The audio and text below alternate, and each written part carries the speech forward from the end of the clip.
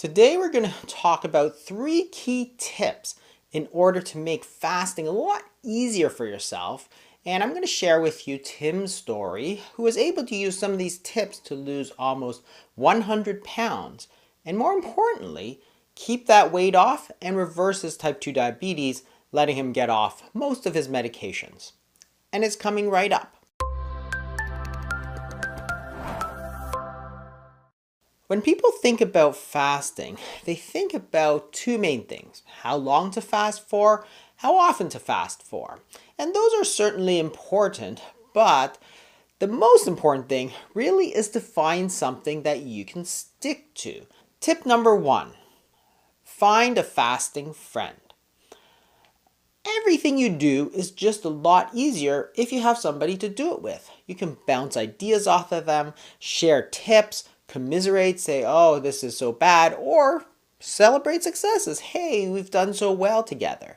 But more importantly, you have somebody that's going to keep you accountable. That is, you're not just responsible to yourself, you're now responsible for the other person too. And that's going to put pressure on you and make it a lot easier to stick to your commitment, because we all know how we hate to let our friends down, let our family down. You can make things easier for yourself because you can arrange to meet up with that friend during lunch or dinner. So if you know that dinner is a really hard period for you to get through that fasting window, well, you can arrange to do something together.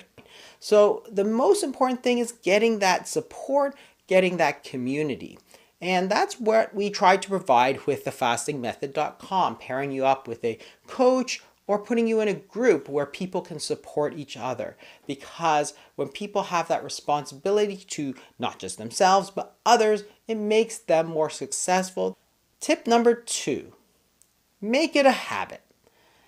This is really important for the shorter fast, because if your habit is to start eating the minute you get up and stop eating the minute you go to bed, well, it's going to take more work to shrink that eating window down than if you're already used to having no snacks, for example, and only 2 to 3 meals a day. This was, of course, the secret to the weight problems in the 1970s. There wasn't a lot of obesity, but people didn't really think about the diet. There was no diet culture, there was no gyms and so on, but there was no culture of eating.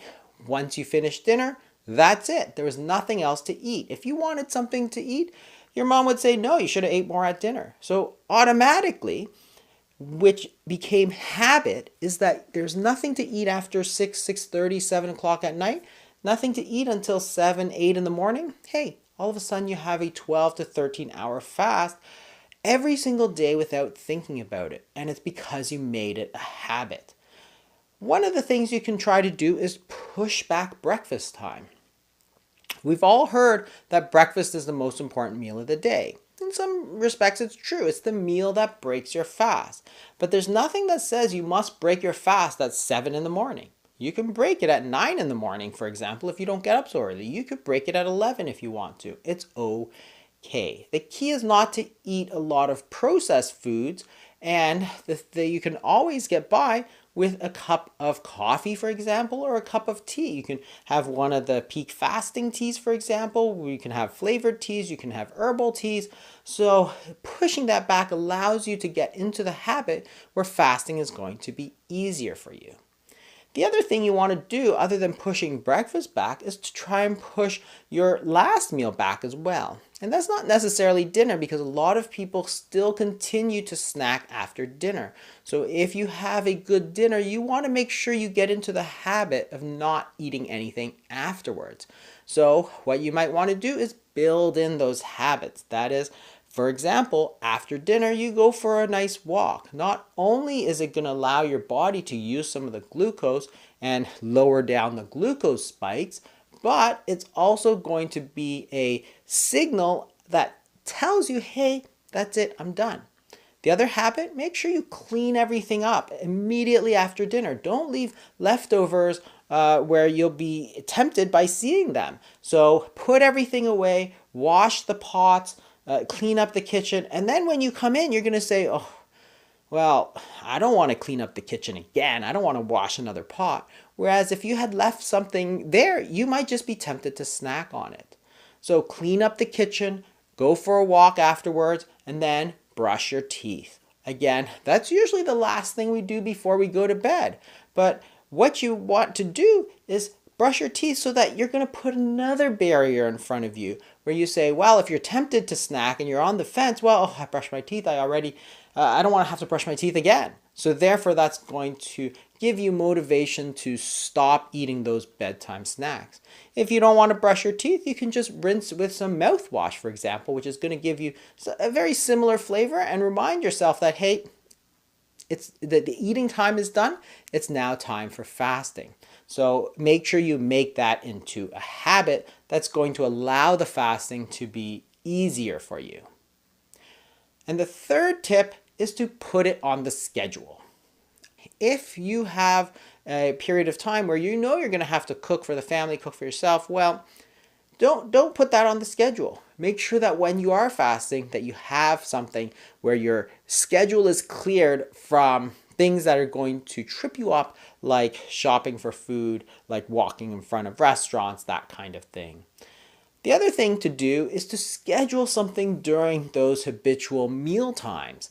Maybe once or twice a week, you might get into the habit of, say, doing a podcast or doing some writing or doing some reading or scheduling a meeting, because when you're on a meeting, you're not going to be tempted to eat. And then by the time you have your meeting over, well, then it's time to go back to work. And before you know it, you've taken your mind off of the food. And yes, you will be hungry, but it's going to be a lot easier because you've taken your attention away from that hunger. And this works especially well for those of us who are busy and working, and therefore can make that into something that allows you to finish your work a little bit easier. It's about knowing those little things that make it easier for you, that are going to allow the habits, allow the good things to stick with you. And again, these are some of the things that we go over in the fastingmethod.com to maybe point these out, to try and incorporate these things, find the fixes that make it easy for you. And it's not about willpower, it's about finding out the problems and fixing them. Tim started off in this picture at almost 325 pounds. And he wasn't happy with himself, so he was able to lose some weight, but he really got some motivation when he was diagnosed with type 2 diabetes. He decided to add intermittent fasting as well as a low carbohydrate diet. And by incorporating some of the tips, he was able to lose almost 100 pounds, but he was able to also, with his doctor's consent, cut out a lot of the medications, because the blood sugars, which had previously been high, had normalized. He got off of metformin as well as Byetta, which is an injection. He also stopped his atorvastatin because his cholesterol, which was previously high, also normalized, and he previously had high blood pressure, so he came off of his medication losartan. So this is what's important. He went from somebody who had 3 diseases, high blood pressure, high cholesterol, and type 2 diabetes, and 4 medications, to no medications and none of these diseases, all by adjusting his diet as well as incorporating that intermittent fasting. He credits the fasting method for the continued guidance to make sure that he's on the right track, having a credible source of information, but also the support and the community which is provided within the fasting method. You can join things like groups where you can talk, you can bounce things off each other, and that's really made a big difference in terms of allowing him to keep it off. Thanks for watching, everybody. I hope you learned something. If you did, maybe share it with a friend. They may learn something as well. And if you want to learn more about the fasting, check out my webpage. I'll see you next week.